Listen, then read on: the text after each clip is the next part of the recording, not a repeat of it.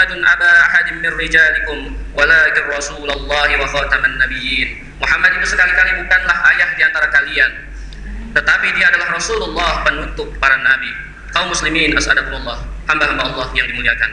Dengan lahirnya Nabi Muhammad SAW, maka pembangunan agama ini, pembangunan agama Islam sudah selesai dengan dibangun oleh kurang lebih yang kita wajib ketahui 25 nabi yang harus kita ketahui.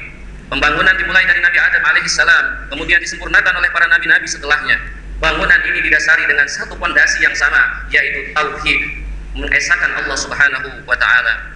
Nabi Adam alaihissalam tidak menyuruh umatnya untuk menyembahnya, tidak pula menyuruh umatnya untuk sujud kepadanya, tetapi Nabi Adam alaihissalam menyuruh umatnya untuk sujud kepada Allah Subhanahu wa taala, dan Nabi Adam bersama umatnya sujud di hadapan Allah Subhanahu wa taala. Demikian dengan nabi-nabi setelahnya. Nabi Idris alaihissalam diutus oleh Allah Subhanahu wa taala dengan fondasi yang sama, yaitu tauhid kepada Allah, mengesahkan Allah Subhanahu wa taala.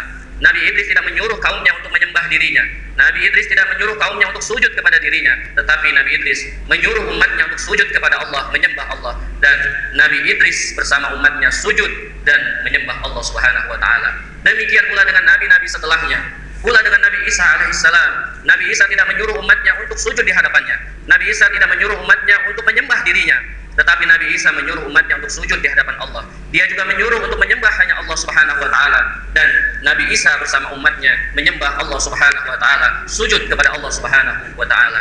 Demikian pula dengan Nabi besar kita, Nabi Muhammad sallallahu alaihi wasallam. Beliau tidak membawa agama baru, beliau tidak membawa ajaran baru, sama fondasinya yaitu tauhid kepada Allah, mengesahkan Allah Subhanahu wa taala. Nabi Muhammad tidak menyuruh umatnya untuk sujud kepada Nabi Muhammad, tapi Nabi Muhammad menyuruh umatnya untuk sujud kepada Allah, dan Nabi Muhammad bersama umatnya sujud dan menyembah Allah Subhanahu wa taala.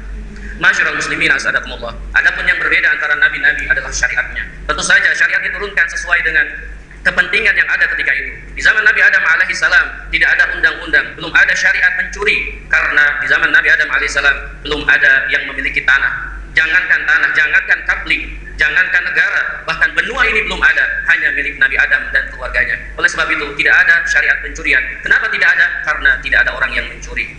Berbeda dengan syariat Nabi Muhammad SAW, beranak pinak, semua orang memiliki kepentingan yang sama, sehingga untuk mengantisipasi tabrakan kepentingan ini, Allah Subhanahu wa taala menciptakan syariat. Semua orang memiliki keinginan, kepentingan, sehingga untuk membatasi itu, Allah Subhanahu wa taala membuat syariat yang sesuai dengan kepentingan kita masing-masing, agar tidak terjadi tabrakan kepentingan, tidak terjadi pembunuhan, tidak terjadi pelecehan, tidak terjadi pemerkosaan, dan lain sebagainya.